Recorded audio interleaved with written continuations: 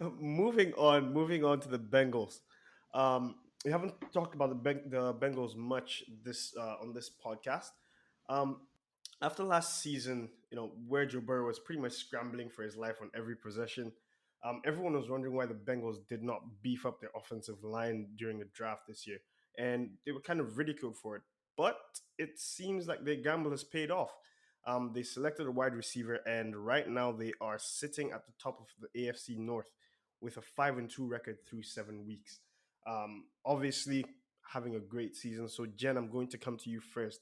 What have you liked about this Bengals team so far this season? The Bengals look good. I mean, they look good overall. If they can just get a indoor practice facility, that would be wonderful even more. But Jamar Chase was definitely a good pick for them this year. With the relationship that he has with Burrow, as well as everything that he does on the field. It seems like he's a computer, and he kind of he's like the less volatile version of Ocho Cinco, which played for the Bengals, and I think it's went pretty well for them. He's not going to be flashing or anything like that. He's a hard worker.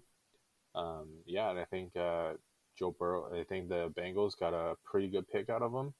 Now they just need to whether spend some big money in free agency coming up, for their old line, or just get something to help Burrow, or he's going to be torn his ACLs again down the road. I think the world mocked the Bengals for this pick. I know I initially was really confused.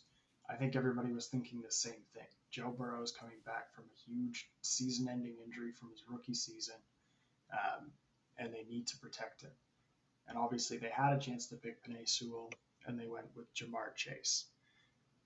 And everybody kind of made fun of them, not because Chase isn't an amazing athlete and an amazing receiver, but it wasn't a draft for need so much as it was just taking the best player on the board. And I think everybody had the assumption that it was just going to be the same old year for Joe Burrow. He'd probably get hurt, probably get sacked 5, 6 times a game kind of thing. But they kind of proved everybody wrong. Um, Jamar Chase is not just having like a good rookie season. He's having an absolutely amazing rookie season that could be one of the best wide receiver rookies in NFL history. Um, and that's basically all it took for them to get to the not just the top of the AFC North, the top of the AFC. Um, and Joe Burrow's definitely thriving. I think the biggest letdown of last year was that we didn't get to see this guy do this last year.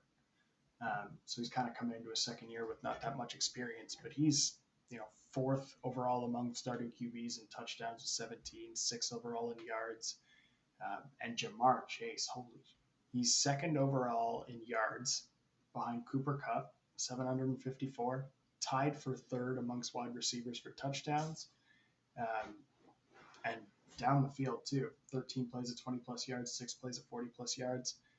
And he's done it all with about 20 less catches than the other receivers ahead of him on the standings. So he's way more efficient with the ball.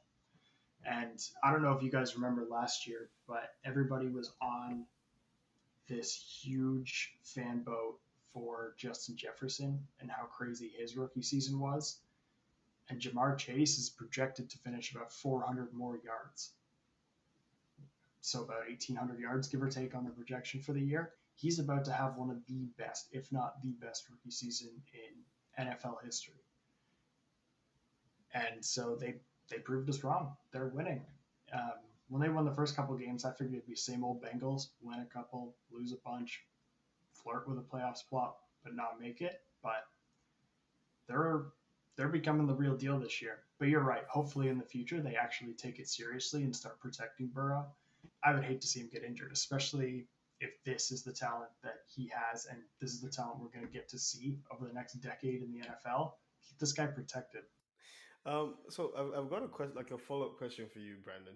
With this dynamic duo, um, where do you see the Bengals kind of going in the playoffs? How deep do you think they can make it?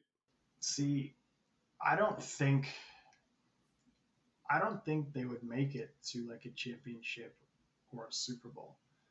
Not because those that duo isn't talented, but because no one on that team has experience in the playoffs because it's been so long since they've been.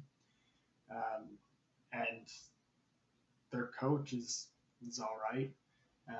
Like they do need to fill out in depth and sort of the key pieces that they're missing. Offensive line, obviously, being the biggest one.